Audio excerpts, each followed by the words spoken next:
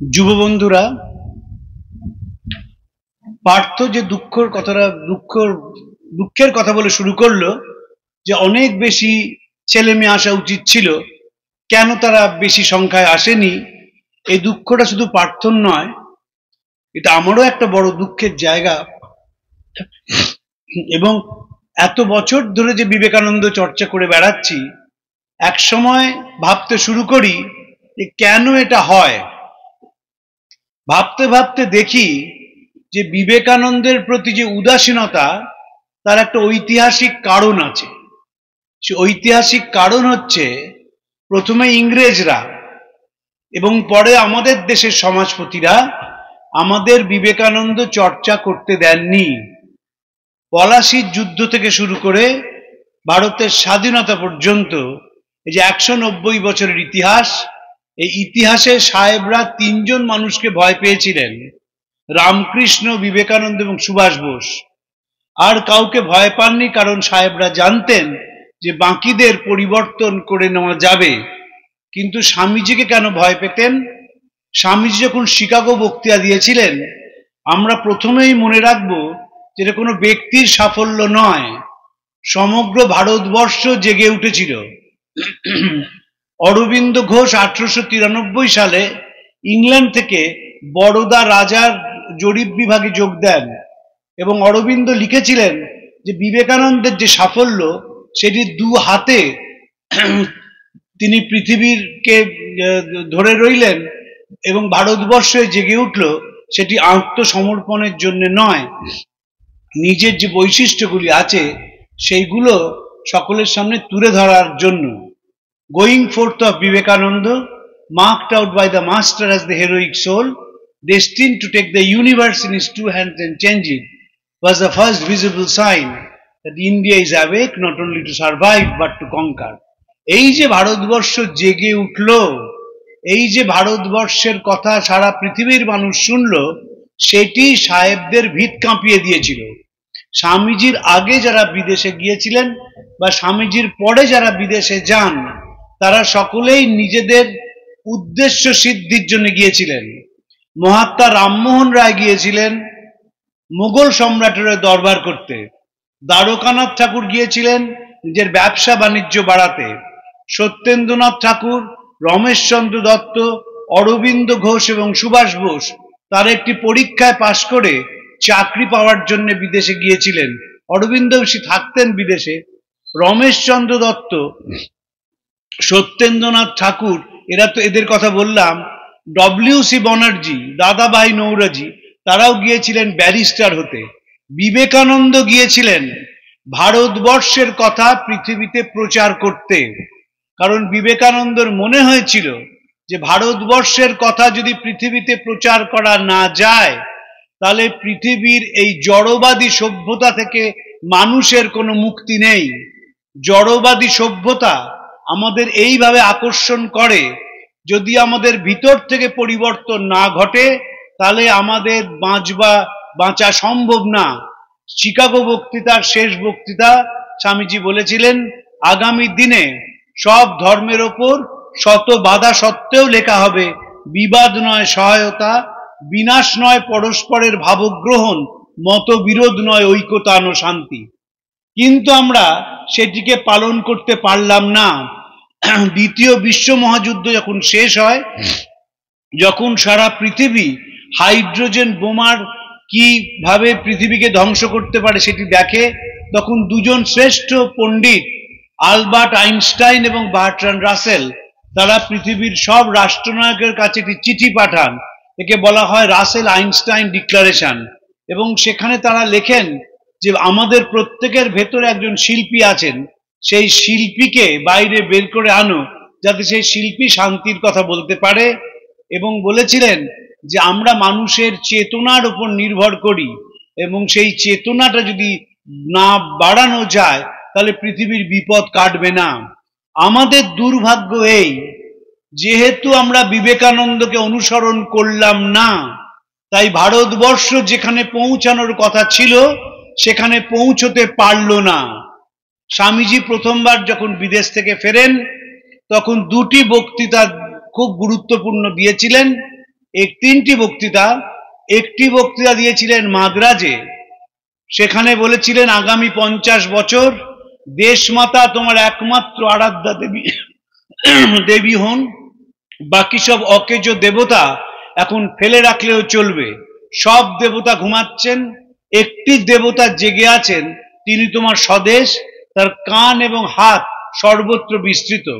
দ্বিতীয় বক্তৃতায় স্বামীজি বলেন আমার সমন্বিতি, সেখানে 4 ধরনের শিক্ষার কথা বলেন। প্রথমে ধর্ম শিক্ষা, তারপর বিদ্যা শিক্ষা, তারপর প্রাণদান এবং তারপর অন্নদান। এই যে ধর্ম শিক্ষা বললেন, যে মুহূর্তে ধর্মের কথা আমরা বলি সেই মুহূর্তে একটি মন্দির প্রতিষ্ঠার কথা আমাদের মাথায় চলে আসে, সেই মুহূর্তে গত রাত্রিতে শিবরাত্রির কথা আমাদের মাথায় চলে আসে। স্বামীজি বলেছিলেন সেই শিবের পূজারী যে মানুষের মধ্যে শিবকে দেখতে পায়, এই যে মানুষের মধ্যে শিবকে দেখা এটি আমাদের নেই। এবং ধর্ম শিক্ষা মানে মরাল ট্রেনিং অ্যান্ড সোশ্যাল ট্রেনিং, এর দুটোর কোনোটাই আমাদের নেই। যেহেতু আমাদের কোনো সোশ্যাল ট্রেনিং নেই, তাই সমাজের প্রতি আমাদের কোনো দায়িত্ব নেই। হরিদাস বিহারীদাস দেশাইকে স্বামীজি চিঠি লিখেছিলেন, যতদিন ভারতবর্ষের মানুষ অভুক্ত এবং অশিক্ষায় ডুবে থাকবে ততদিন আমি শিক্ষিত মানুষদের বিশ্বাসঘাতক বলে মনে করি, যারা সাধারণ মানুষের পয়সায় পড়াশোনা শিখে তাদের দিকে ফিরেও তাকায় না। যেহেতু সোশ্যাল ট্রেনিং নেই, যেহেতু আমাদের কোনো সামাজিক দায়বদ্ধতা নেই, তাই আমরা যত বড় হই তত জড় সভ্যতার কাছে আত্মসমর্পণ করি। আমি যেহেতু ক্লাস 9 থেকে বিবেকানন্দ চর্চা করছি, এইখানে দাঁড়িয়ে যারা বক্তৃতা করে গেলেন, যারা আজকে আদর্শের কথা বলছেন, যখন চাকরি বাকরি পাবেন, বড় হবেন, তখন কজন সেই আদর্শকে ধরে রাখতে পারবেন, সেটাই সবচেয়ে বড় প্রশ্ন। ছোট বয়সে অনেক স্বপ্ন থাকে, তারপর যখন স্বপ্নের সঙ্গে পয়সা এসে যোগ হয় তখন মানুষ আরেকটি মানুষকে ভুলে যায়। আমিও আমার জীবনে বহু বক্তৃতায় করেছি, বহু জায়গায় দেখেছি এমন আবেগ মনে হচ্ছে এইমাত্র একটা কিছু ঘটে যাবে, তা ঘটেনি। এবং যখন আমরা সমাজের উচ্চ স্তরে গিয়ে পৌঁছাই, আমাদের মানুষের প্রতি সীমাহীন অবজ্ঞা, সীমাহীন অশ্রদ্ধা এবং তাকে কি করে যন্ত্রণা দেওয়া যায় সেই দিকে আমরা সব সময় সচেষ্ট হই। গতকাল ছিল আন্তর্জাতিক নারী দিবস। আমার একবার নারী দিবসের একটি অভিজ্ঞতা হয়েছিল। কলকাতার একটি 5 স্টার হোটেল তাজ বেঙ্গলে সেমিনার হচ্ছে যে মেয়েদের সমস্যা এবং সমাধানের উপায়। যারা বক্তৃতা দিচ্ছেন তারা অনেকেই খুব ফায়ার ব্র্যান্ড ফেমিনিস্ট এবং সকলেই তাদের নাম জানে। কয়েকজন বলার পর একজন ভদ্রমহিলা উঠে বললেন, আমার জীবনের সমস্যাটা অন্যরকম, আমি একজন বারবনিতা। এবং যেই তিনি এই কথাটা বললেন, শুরু হলো ঘরের মধ্যে গুঞ্জন, এবং যারা এতক্ষণ ধরে বড় বড় কথা বলছিলেন তারা এমন ভাবে সেই ভদ্রমহিলাকে বিপদে ফেললেন যে তিনি তার বক্তব্যটি রাখতে পারলেন না। এই হচ্ছে আমরা। মনে রাখতে হবে, আমরা জাজমেন্টাল, অ্যানালিটিক্যাল না, আমরা বিশ্লেষণ করি না। যে কারণে আমার এই আশ্রমগুলোকে দেখলে ভীষণ ভয় লাগে। স্বামীজির একটি কথা আছে, শশীর ঠাকুর ঘরকে আমার ভয়। ঠাকুর ঘর খারাপ না, কিন্তু অল ইন অল হয়ে গেলে মুশকিল। যদি এই আশ্রমের মধ্যে দিয়ে মানসিক চিন্তার উন্মেষ ঘটানো হয় তাহলে আশ্রমের কোনো প্যারালাল নেই। আর যদি এর মধ্যে দিয়ে আজকে শিব পুজো, কালকে ঘেঁটু অমাবস্যা, পরশু দুর্গা পুজো, তারপর অমুক পুজো, এই যদি করা হয় তাহলে কিন্তু এই আন্দোলন স্তব্ধ হয়ে যাবে। আমরা রামকৃষ্ণের কথা কেন বলি, কেন তার নামে আশ্রম হয়? তিনি আরেকটি দেবতা বলে নয়, তিনি একটি ঐতিহাসিক চরিত্র, যে চরিত্র মানুষকে আরেকটি মানুষকে সম্মান করতে শিখিয়েছিল। 1910 সালে স্কটল্যান্ড ইয়ার্ড, বিখ্যাত গোয়েন্দা সংস্থা, রামকৃষ্ণদেবের নামে একটি রিপোর্ট বের করে এবং সেইখানে তারা বলে যে এই যে শ্রীরামকৃষ্ণের মাতৃ সাধনা, তার মাতৃ সাধনা কোনো ব্যক্তিগত দেবী নন, আসলে তার মাতৃ সাধনা হচ্ছে ভারতবর্ষের যে দেশ, সেই দেশ বন্দনা। বলছেন রামকৃষ্ণ's deity is not any personal goddess, his mother is basically motherland। এবং চার্লস টেগার্ট যখন তিনি কলকাতার পুলিশ কমিশনার ছিলেন, তিনি একটা তখন ওয়ারেন্ট বের করেন যে গ্রেপ্তার করে আনো রামকৃষ্ণকে। জানতেনই না যে 1886 সালে তিনি চলে গেছেন। যখন সিডিশন কমিটি তার রিপোর্ট তৈরি করে, তাদের উদ্দেশ্য ছিল বাঙালিরা কেন বিপ্লবী হয়ে যাচ্ছে এবং বাঙালিদের এই যে অপমান করা তারা শুরু করেছিল, এখনো সেই অপমান সারা ভারতবর্ষে চলেছে। তারা বাঙালির সংজ্ঞা দিয়েছিল, Bengalis are dhoti clad English speaking effeminate people. তারা ইংরেজিতে কথা বলতে পারে, ধুতি পরে এবং তার মধ্যে মেয়েলিয়ানা অনেক বেশি। এই যে বাঙালি বিপ্লবী কেন হয়ে যাচ্ছে তাই নিয়ে তারা চিন্তা করে এবং তারা সেই চিন্তা করতে করতে তারা যখন কনক্লুশন লিখছে সেই রিপোর্টের জাস্টিস রাওলাটের নেতৃত্বে, তারা দুটি মানুষের কথা বলেন। বলেন রামকৃষ্ণ হচ্ছেন বিপ্লব আন্দোলনের জনক, কারণ তিনি মানুষকে আরেকটি মানুষকে শ্রদ্ধা এবং ভক্তি করতে শিখিয়েছিলেন। আর বিবেকানন্দ সম্বন্ধে বলেন যে বিবেকানন্দ মৃত্যুর পরে আরো ভয়ঙ্কর হয়ে উঠেছেন। Vivekananda after death has become more dangerous than when he was alive। এই যে বিবেকানন্দ মৃত্যুর পর ভয়ঙ্কর হয়ে উঠলেন, তার উদাহরণ আপনাদের দিই। জ্যাকসন বলে একজন পুলিশ অফিসারকে খুন করেছিলেন রামকৃষ্ণ বিশ্বাস। রামকৃষ্ণ বিশ্বাসের ফাঁসি হয়ে গিয়েছিল। আলিপুর সেন্ট্রাল জেলে যখন তিনি থাকেন, তিনি চট্টগ্রামের মানুষ ছিলেন। চট্টগ্রামের একটি মেয়ে কলকাতার বেথুন কলেজে পড়তে আসে। সে ম্যাট্রিকুলেশন পরীক্ষায় মেয়েদের মধ্যে প্রথম হয় এবং ছেলে মেয়েদের মিলিয়ে ষষ্ঠ হয়। তার নাম প্রীতিলতা ওয়াদ্দেদার। এবং বেথুন কলেজে এসে প্রীতিলতা ফিলোসফি নিয়ে পড়তে শুরু করে। তার কাছে একটি চিঠি আসে যে রামকৃষ্ণ বিশ্বাস জেলে রয়েছেন, তুমি গিয়ে তার সঙ্গে জেলে একটু দেখা করো, কারণ এত দূর কলকাতা চট্টগ্রাম থেকে তাদের পরিবারের কারুর আসা সম্ভব নয়। প্রীতিলতা দেখা করতে যান এবং প্রথম যেদিন গিয়েছিলেন তার শাড়ির উপর একটি ব্রোচ পরেছিলেন, সেই ব্রোচটি বিবেকানন্দের ছবি লাগানো ব্রোচ। রামকৃষ্ণ পরে তাকে চিঠি লেখেন যে আমি খুব খুশি হয়েছি তুমি এই ব্রোচটি পরে আসাতে। মনে রাখবে বিবেকানন্দ হচ্ছেন ভারতের spiritual and moral leader of the country. Spiritual leader. আপনি যেই স্পিরিচুয়াল শব্দটা বললেন তখন বেশ কিছু মানুষ বলল যে স্পিরিচুয়াল মানে হচ্ছে ঘৃণা করা, অন্য মতের, অন্য পথের, অন্য বিশ্বাসের মানুষকে ঘৃণা করা। স্পিরিচুয়াল মানে ঘন্টা নাড়া, স্পিরিচুয়াল মানে নিরামিষ খাওয়া, স্পিরিচুয়াল মানে সারাদিন মন্দিরে কাটানো।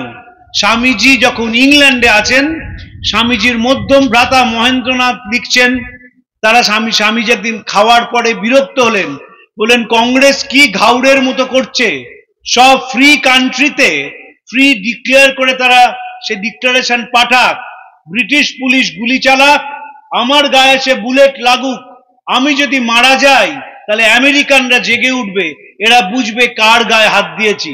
সেটি 1895 সালের কথা।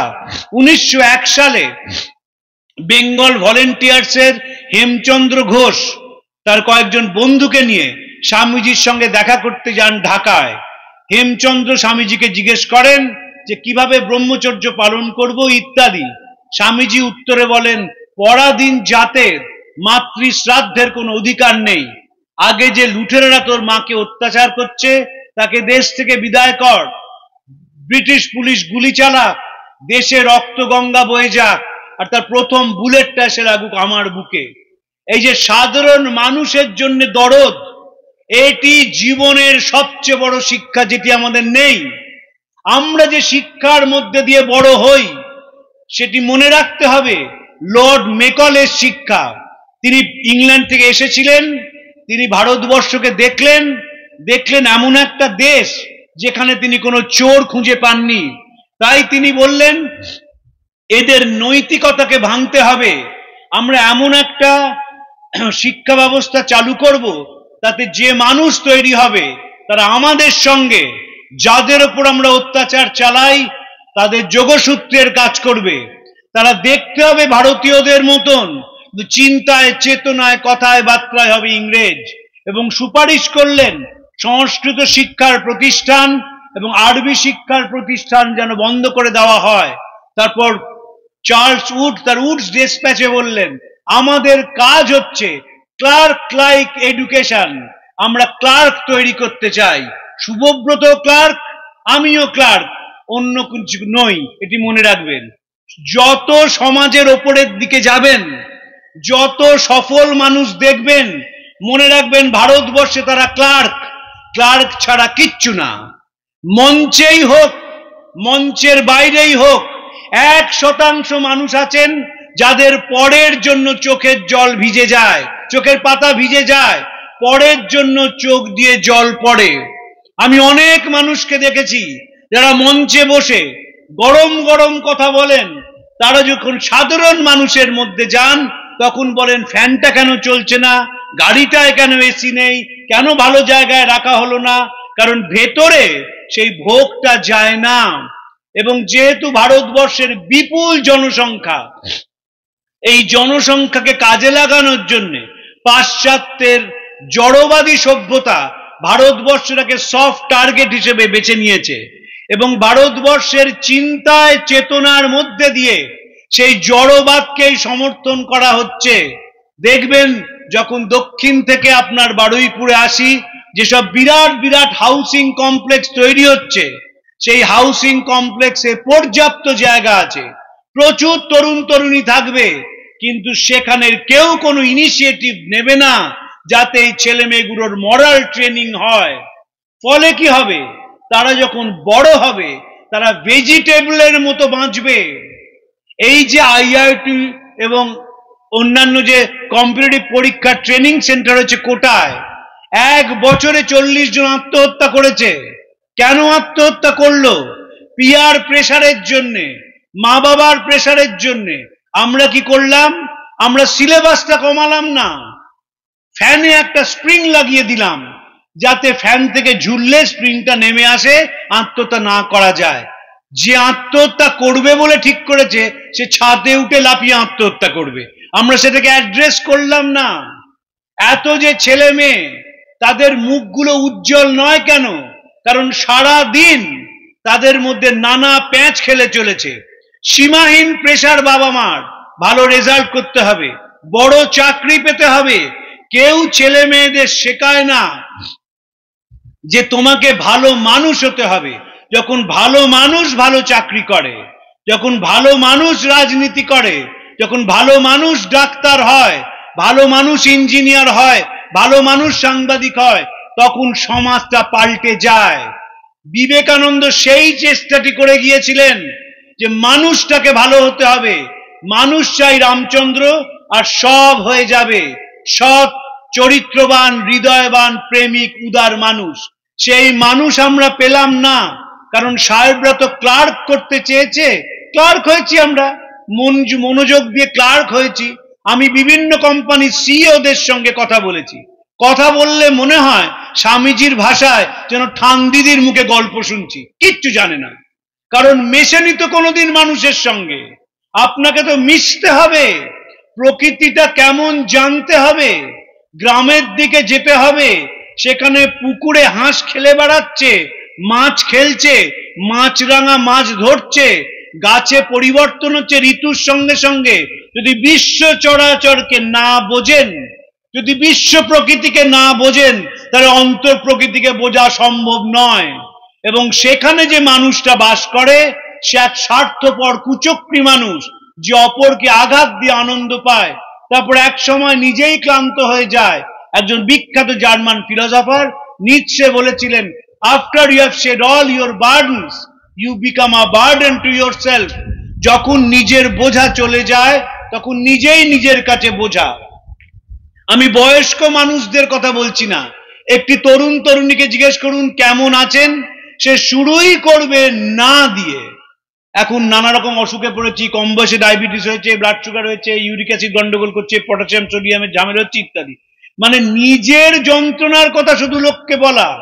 বিবেকানন্দর 2 মাস বাকি মারা যাওয়ার, নিবেদিতা চিঠি লিখেছেন কেমন আছেন, তখন ডায়াবেটিস, একটা চোখ নষ্ট হয়ে গেছে, দুটো কিডনি নষ্ট হয়ে গেছে, দুবার হার্ট অ্যাটাক হয়েছে, ৩৯ বছর বয়স। স্বামীজি লিখছেন, এত কাজ করতে হয় যে বুঝতে পারি না কেমন আছি, আর বুঝতেই যখন পারি না তখন ধরে নিতে হবে আমি ভালো আছি। আমরা পারি না সেটা। শিক্ষিত কেউ নয়, শব্দ জানেন মাত্র, অক্ষর জ্ঞান রয়েছে, ফেসবুক খুললেই দেখবেন মাথায় ব্যথা হচ্ছে, কি ওষুধ খাবো জানান, সঙ্গে সঙ্গে ফেসবুক ইউনিভার্সিটি লিখতে শুরু করলো, 2000 লাইক হয়ে গেল, অমুক ওষুধ খান, তমুক ওষুধ খান, তমুক ডাক্তারের কাছে যান। আর যখন বলে আমার মনে বিপদ, আমার কষ্ট হচ্ছে, তার কোনো উত্তর পাওয়া যায় না।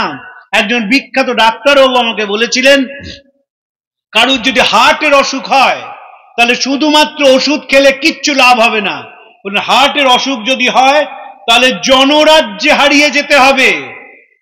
মানুষের মধ্যে যদি হারিয়ে যাও তাহলে হার্টটা ঠিক মতন ফাংশন করবে।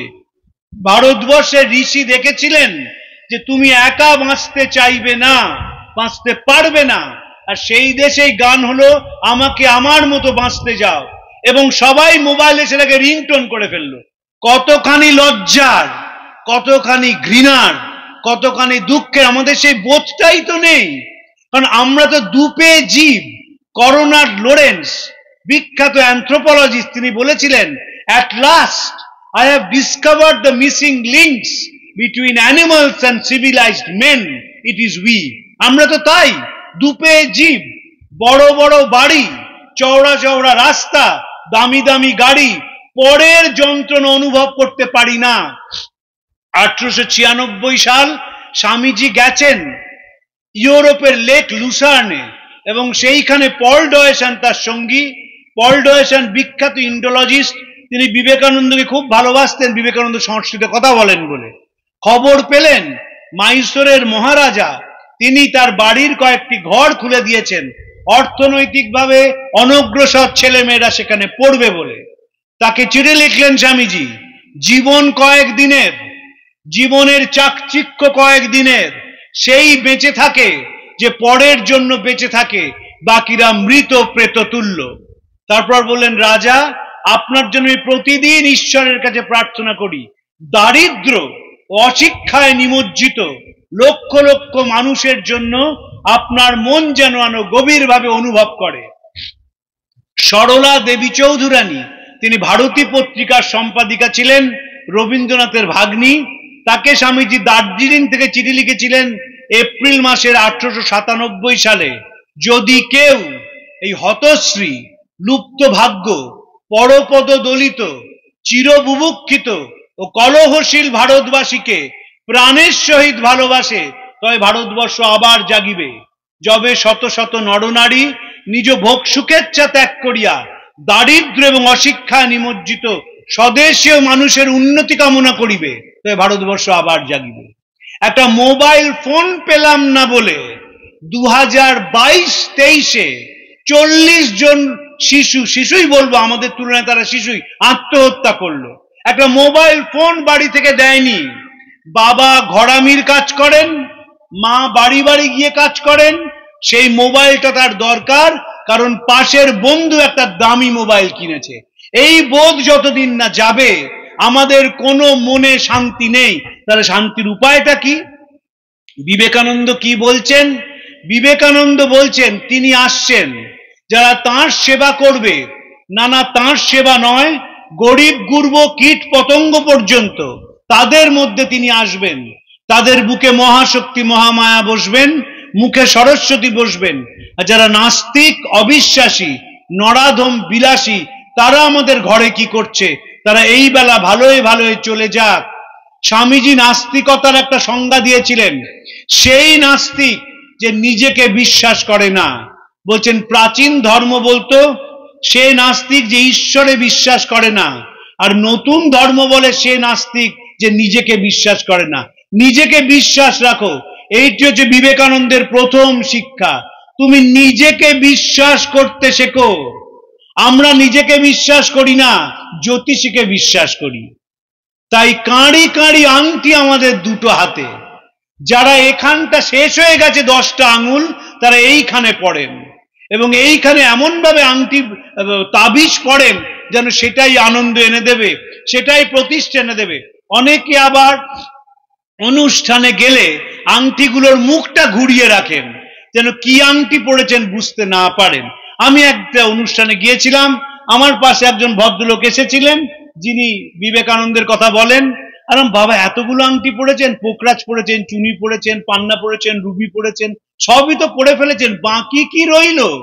তখন তিনি বললেন, না মানে বুঝলেন তো, আসলে এগুলো আমাকে সাপোর্ট করে। আর কিসের সাপোর্ট? সাপোর্ট তো 10 খণ্ডের কমপ্লিট ওয়ার্কস, আর তো সাপোর্টের কিছু নেই। এগুলো কি করবে আপনাকে? যার ভেতরে অপূর্ণতা আছে, যার ভেতরে যন্ত্রণা আছে, যার মনের দরজাগুলো বন্ধ হয়ে গেছে, যে ওরা আমরা সব সময় ভেদ করে, সেই মানুষের কোনো আনন্দ থাকতে পারে না। দেখবেন যারা ভেদ বুদ্ধিতে বিশ্বাস করে, ধর্মে ধর্মে ভেদ করে, পুরুষ নারীতে ভেদ করে, শিক্ষিত অশিক্ষিতে ভেদ করে, তাদের মুখগুলো দেখবেন যতই দামি সাবান মাখুক, যতই বোটক্স করুক, সেই মুখের মধ্যে কোনো ঔজ্জ্বল্য নেই, থাকতে পারে না। কারণ যদি ঔজ্জ্বল্য আনতে হয় তাহলে অন্তর থেকে একটা আদর্শে বিশ্বাস করতে হবে। বিবেকানন্দ যখন জাপানে হাঁটতেন, জামশেদজি টাটা জোসেফিন ম্যাকলাউডকে বলছেন যে যখন স্বামীজি হেঁটে যেতেন তখন সবাই রাস্তা ছেড়ে দিত এই বলে যে ক্লাসিক বুদ্ধের মতো মুখ। এই যে ক্লাসিক বুদ্ধের মতো মুখ, সেটি হয়েছিল মানুষের প্রতি ভালোবাসার জন্য।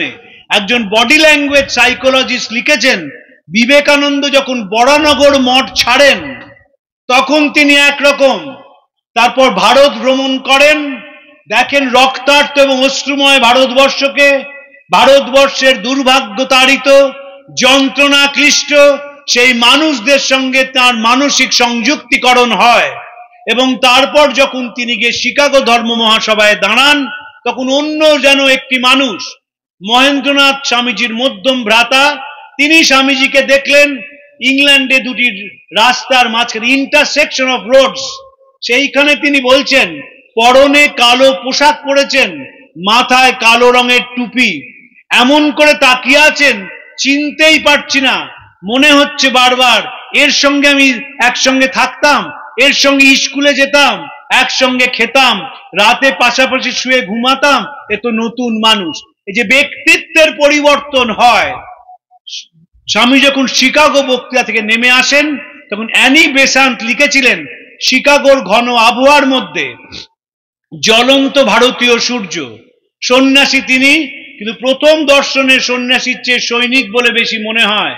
বক্তৃতা মঞ্চ থেকে নেমে এসেছেন, দেশ ও জাতির গর্ব ফুটে আছে দেহের রেখায় রেখায়। ভারতবর্ষের বাণীকে তিনি বহন করে এনেছেন, ভারতবর্ষের নামে তিনি দাঁড়িয়েছেন। সকল দেশের রানীর মতো যে দেশ, তার কথা স্মরণ রেখেছিলেন এই চারণ সন্ন্যাসী। বলা হলো মানব ভাষণের এই হচ্ছে সর্বোচ্চ শিখর। কি বলেছিলেন স্বামীজি শিকাগোয়, আমাদের মন দিয়ে পড়তে হবে। প্রথম বক্তৃতায় স্বামীজি বলেছিলেন সেই সব মানুষকে যারা পৃথিবীর বুকে বারবার আঘাত এনেছে। কারা সেই মানুষ? যারা নিজের ছোট্ট গোষ্ঠীর মধ্যে আটকে থাকে, যারা সব সময় কুপমণ্ডুকতার মধ্যে থাকে। সেই কুপমণ্ডুক মানুষ পৃথিবীতে কখনো আনন্দ বর্ধন করতে পারে না। দ্বিতীয় বক্তৃতায় স্বামীজি বলেছিলেন ওয়াই উই ডিসএগ্রি। তিনি সেখানে কুয়োর ব্যাঙ এবং সমুদ্রের ব্যাঙের কথা বলেছিলেন এবং বলেছিলেন, আমি হিন্দু, আমি একটি ছোট্ট জায়গায় বসে আছি এবং ভাবছি গোটা জগৎটাই তাই। একজন মুসলমান, তিনিও তার ছোট জায়গায় বসে আছেন এবং জগৎটাকে তাই ভাবছেন। একজন খ্রিস্টানও তাই ভাবছে। আমেরিকাকে ধন্যবাদ জানাই এই প্রয়াসটি নেবার জন্যে, যাতে আমাদের চারপাশের বেড়াগুলো ভেঙে যায়। বেড়া ভাঙতে গেলে মানুষকে সেবা করতে হবে, অন্য কোনোভাবে বেড়া ভাঙা যাবে না। যদি মনে হয় 5-6 বন্ধু মিলে বেড়াতে যাবেন, Victoria Memorial, Eco Park, Indian Museum, Dakshineswar, Belur Math যাওয়া ছেড়ে দিন, হাসপাতালে যান। সেখানে দুর্ভাগ্য তাড়িত, যন্ত্রণা ক্লিষ্ট, কষ্টে থাকা মানুষ এবং তার পরিবারদের সঙ্গে পরিচিত হন, চেষ্টা করুন কিভাবে সেই মানুষটির সেবা করা যায়। যদি তিনি ওষুধ কিনতে না পারেন, যদি আপনাদের সামর্থ্য থাকে তাহলে ওষুধ কিনে দিন। যদি ওষুধ তাদের থাকে, মনোবল ভেঙে গেছে পরিবারের লোকজনের, তাদের মনোবল বাড়তে সাহায্য করুন, পাশে থাকুন, মানুষকে দেবতা জ্ঞানে পুজো করুন। স্বামীজির কথা, আমি সেই দেবতার পূজারী, ঈশ্বর যাকে মানুষ যাকে ভুল করে সবাই মানুষ বলে ডাকে। I am the servant of that God whom the ignorant by mistake calls man. আমি সেই দেবতার পূজারী, মানুষরা যাকে ভুল করে মানুষ বলে ডাকে। এই মানুষ দেবতার পুজো করুন। শিবের, স্বামীজি বলছেন, যিনি শিবের ভক্ত তিনি মানুষের মধ্যে সেই শিবকে দেখতে পান, নয়তো গায়ে তিলক কেটে চিতাবাঘ সাজলে শিবকে দেখা যায় না। আপনারা তো সবাই মন্দিরে যান, কি প্রার্থনা করেন মন্দিরে গিয়ে? আমার যেন পরীক্ষাটা ভালো হয়, আমার যেন একটা চাকরি হয়, আমি যেন ভালো থাকি, আমার যে পুরুষ বন্ধুটি আছে বা মহিলা বন্ধুটি আছে তার সঙ্গে যেন সম্পর্কটা টিকে যায়।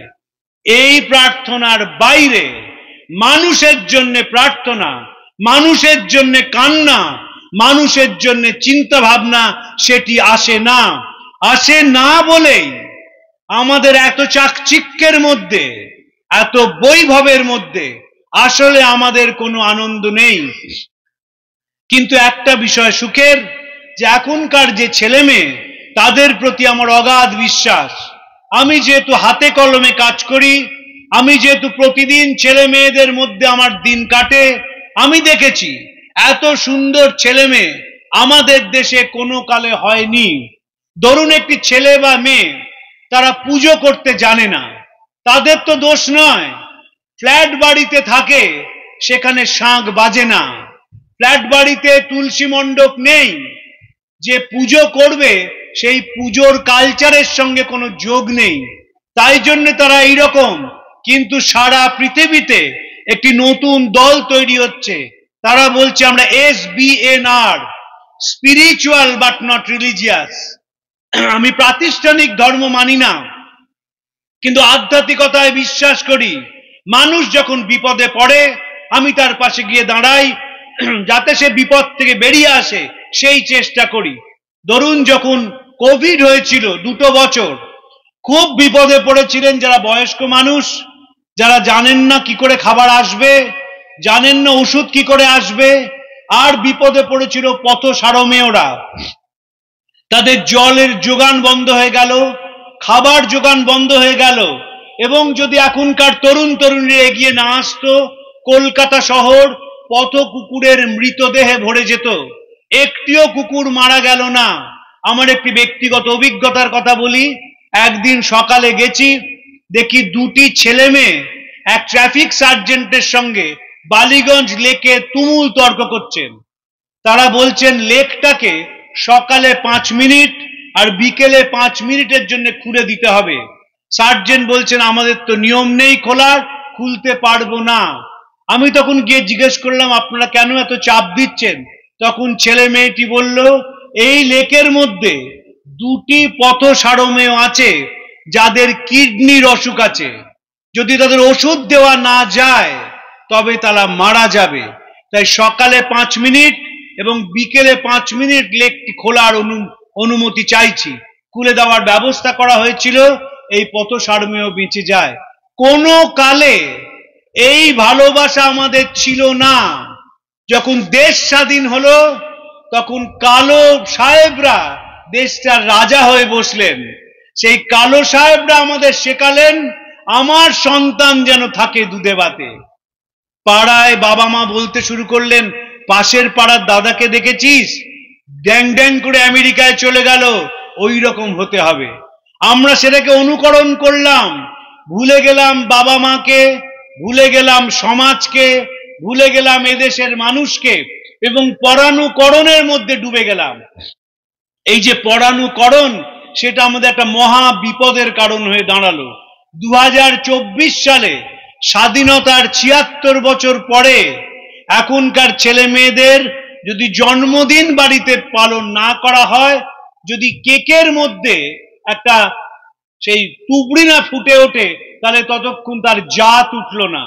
কিছুদিন আগে শুনলাম মন্দারমণিতে জলের মধ্যে একটা বিয়ে হয়েছে, হিউজ টাকা, হিউজ, জলের মধ্যে বিয়ে হয়েছে, কারণ একটা নতুন কিছু করে দেখাতে হবে।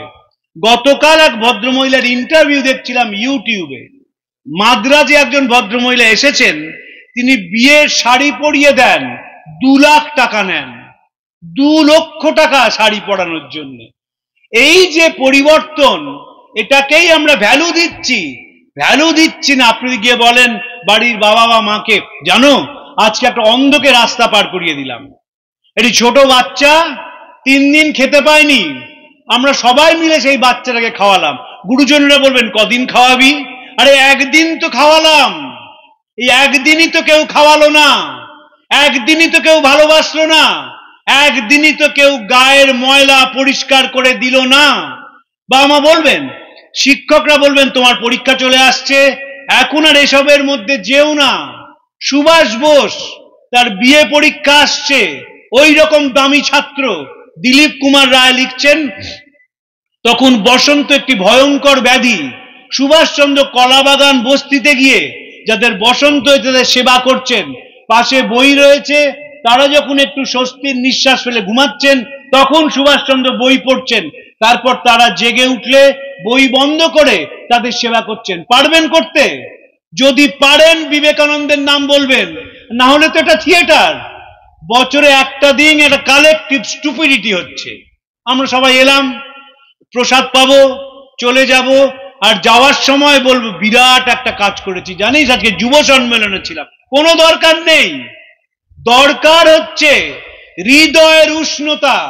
স্বামীজি বলছেন, যদি কখনো মস্তিষ্ক এবং হৃদয়ের সংঘাত হয়, তুমি হৃদয়ের ভাষায় কথা বলো।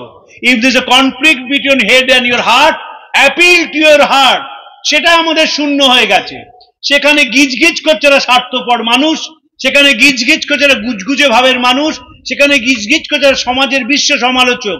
আর বাইরে গিয়ে বিবেকানন্দ বলবো, এই থিয়েটার আর চলবে না। এত বছর চলেছিল, তার কারণ সমাজ অন্যভাবে চলতো। এখন যে কম্পিটিশন, এখন যে যুবক যুবতীদের যন্ত্রণা, এখন যে হতাশা, যদি বাঁচতে হয় তাহলে এরকম গ্রুপ করে বাঁচতে হবে। মডার্ন সাইকোলজিস্টরা বলছেন একটা কমন ল্যাঙ্গুয়েজ দরকার। সেই কমন ল্যাঙ্গুয়েজ মানে একটা আদর্শে বিশ্বাস করা দরকার, যে আদর্শটা আমাকে পথ দেখাবে, আমার পাশের মানুষটিকেও পথ দেখাবে। এবং যেহেতু আমরা একই আদর্শে বিশ্বাস করি, তাই নিজে বিপদে পড়লে অনায়াসে সেই কথা বলে আরেকটি মানুষের সঙ্গে কথা বলে সেই মনের দুঃখ কষ্ট কমিয়ে ফেলা যাবে। এইভাবে বিবেকানন্দকে নিয়ে এক্সপেরিমেন্ট করুন। মানুষকে ভালোবাসার এক্সপেরিমেন্ট, মানুষকে সেবা করার এক্সপেরিমেন্ট। পার্থ বলল যে যখন কাজ শুরু হয়েছিল তখন ভাবেইনি যে লাখ টাকার প্রজেক্ট হতে পারে, এখন কোটি টাকার কথা ভাবা হচ্ছে। স্বামীজি বলছেন, টাকায় মানুষ করে না, মানুষ টাকা করে। কিন্তু ট্র্যাজেডি হচ্ছে, যেই টাকা আসে, যেই ক্ষমতা আসে, আমরা অতীতটাকে বড় করে ভুলে যাই। দেখবেন আমাদের পড়াশোনার যে করি না, ক্লাস 9-এ যে বাচ্চাটি পড়ে বা ক্লাস 10-এ যে বাচ্চাটি পড়ে, তাকে 9-এর পড়া জিজ্ঞেস করুন, কলম চিপ ইয়াক হয়ে যাবে, বলতে পারবে না। তার কারণ আমরা লেখাপড়া করি, পড়াশোনা করি না। লেখাপড়া হচ্ছে কোন রকমের সিলেবাস থেকে মুখস্থ করে ভালো রেজাল্ট করা, আর পড়াশোনা হচ্ছে ভালোবেসে জ্ঞানার্জন করা। স্বামীজি ইতি স্টারডিকে একটা চিঠি লিখেছিলেন, তাতে বলছেন যে অদ্বৈত বেদান্ত পৃথিবীর শ্রেষ্ঠ মত, আগামী দিনে সেটিই চলবে। কিন্তু অদ্বৈত বেদান্ত বলতে গেলে যে শিক্ষা এবং রুচির দরকার হয়, সেটি এখনো তৈরি হয়নি। তাই শিক্ষা এবং রুচির আমাদের তৈরি করতে হবে। আমাদের ভালো লাগার আলোচনা বারবার করতে হবে, এবং সেখানেই আমাদের রুচির প্রয়োজন। এই যে এতগুলো মানুষ পড়ে এসেছেন, এটা একটা ইতিবাচক দিক। সমাজের নেতিবাচক দিক শুধু নয়, সমাজের ইতিবাচক দিকও কিছু আছে। সেই দিকটি হচ্ছে আমরা আস্তে আস্তে বুঝতে পারছি যে আমাদের ভেতরে যে আলোগুলো জ্বলছে সেই আলোগুলোকে বাঁচিয়ে রাখার বড় প্রয়োজন। এবং এই যে ছোট ছোট ভাইরা এসেছে, যদি এদের মধ্যে দিয়ে সেবা কাজকে উদ্বুদ্ধ করা যায়, তাহলে এই সমাজ আর কয়েক বছরের মধ্যে একটা নতুন জায়গায় গিয়ে পৌঁছবে।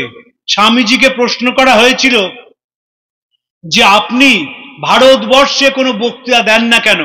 স্বামীজি বলেছিলেন, দেখ, তোদের মস্তিষ্কে বল নেই, দেহে জোর নেই, তোদের কি ভালো কথা শোনাবো?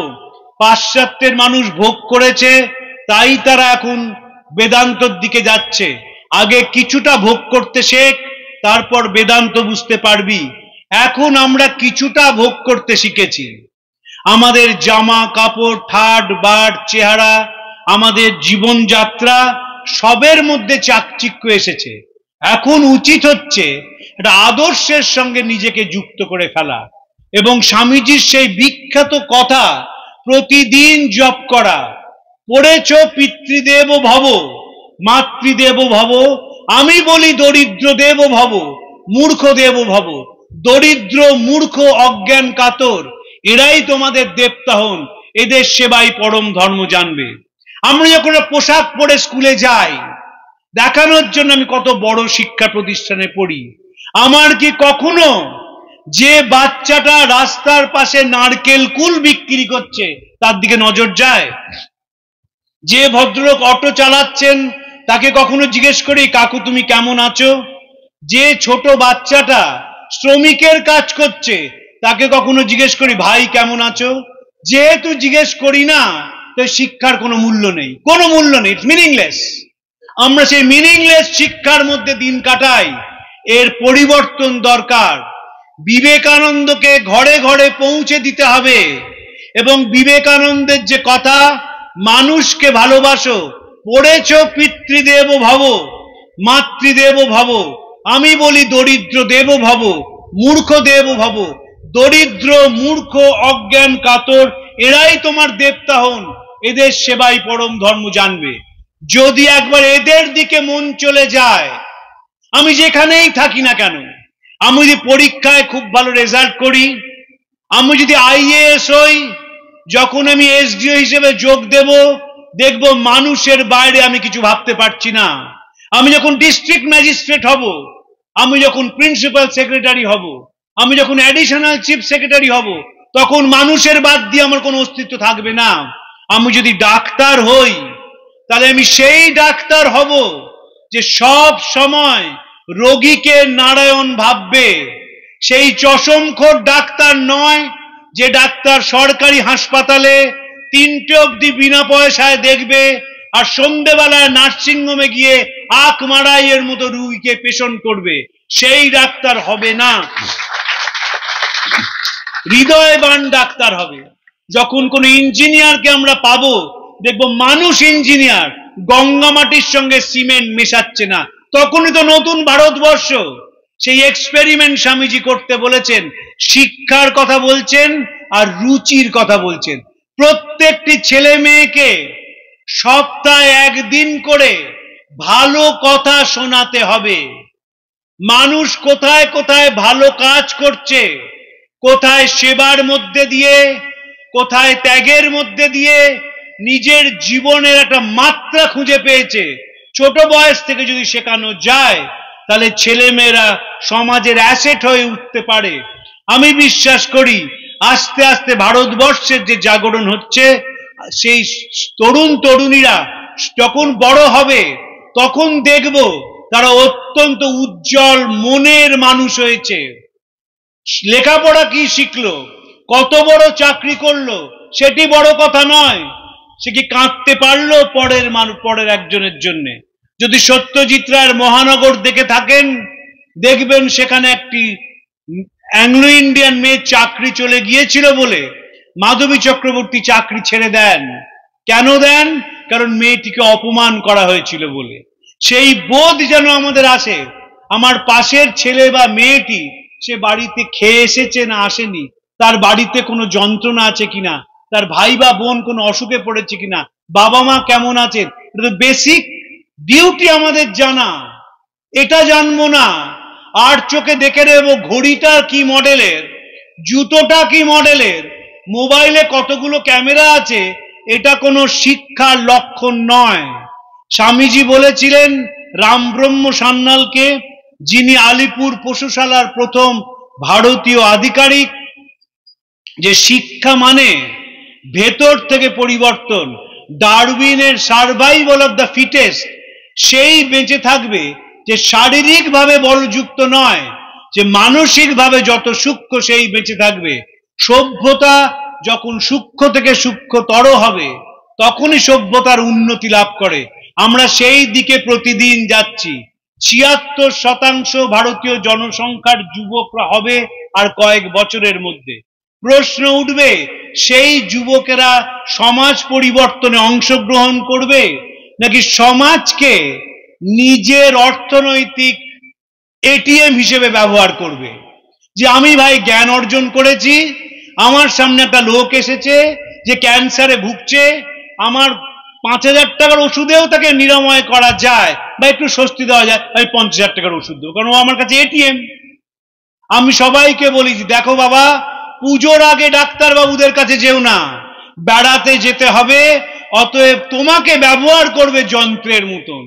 আমি বহু ঘটনা জানি যেখানে রোগীকে তারা দেখেননি কিন্তু টাকাটা নিয়েছেন। এগুলো সমালোচনার বিষয় নয়, এগুলো নির্মম সত্য, এবং তা সম্ভব হয়েছে আমাদের দেশে কোনো মরাল ট্রেনিং নেই বলে। আমি পার্থকে অনুরোধ করব, প্রত্যেক সপ্তাহে যখন এখানকার ছেলেমেয়েরা বসবে যেন বিবেকানন্দের চিঠিপত্র পাঠ করে। স্বামীজি বলছেন যে আমার চিঠি পড়বে সে আমার শক্তি পাবে। আর রোমারোলার কথা মনে রাখতে হবে, সেটি বলে শেষ করব। রোমারোলা বলেছিলেন বিবেকানন্দের কথা হচ্ছে বিটোভেনের সঙ্গীতের সঙ্গে তুলনীয়। বিটোভেনের সঙ্গীত যেমন আমাদের নতুন শক্তি ভেতরে সঞ্চার করে, বিবেকানন্দের কথাও তাই। বিবেকানন্দ মন দিয়ে পড়ুন এবং পাশের মানুষের চোখের জল মোছানোর চেষ্টা করুন। আমাকে 1 ঘন্টা বলতে বলা হয়েছিল, আজকাল কেউ 1 ঘন্টা শোনে না। আমরা সবাই একটা অসুখে ভুগি, তাকে বলে শর্ট অ্যাটেনশন সিনড্রোম। ভালো কথা কেউ শুনবো না। এখানে যদি পরনিন্দা পরচর্চার কথা হতো, তাহলে যদি এমন একটা সম্মেলন আমরা করতে পারতাম যে সকাল 9টায় আসবেন, সারাদিন পরনিন্দা হবে, দেখতেন 10,000 লোক রয়েছে। পারতো জায়গা দিতে পারতো না, 500 টাকার টিকিট সব ভর্তি হয়ে যেত, কারণ পরনিন্দা করছেন। কিন্তু আত্মার উদ্বোধনের কথা যদি বলেন, মানসিক জাগরণের কথা যদি বলেন, সেবার কথা যদি বলেন, নিঃস্বার্থ ভালোবাসার কথা যদি বলেন, তখন শোনার লোক কম। কত মানুষ শুনলেন সেটি বড় কথা নয়, কত মানুষ পরিবর্তিত হলেন, নিজের জীবন ক্ষেত্রে সেটাকে ব্যবহার করলেন এবং পরের মুখে হাসি ফোটালেন, সেটি আমাদের দেখবার বিষয়। প্রার্থনা করি স্বামীজির কাছে, তিনি আমাদের শক্তি দিন, যাতে আমাদের ভিতর থেকে স্বার্থপরতা, হীনমন্যতা, পরশ্রী কাতরতা, নীচতা চলে যায়, যেন মানুষের প্রতি আমাদের আগ্রহ বাড়ে এবং তাকে সেবা করে আমরা কৃতার্থ এবং ধন্য হই। আপনাদের সবাইকে শুভকামনা জানিয়ে আমার বক্তব্য শেষ করছি।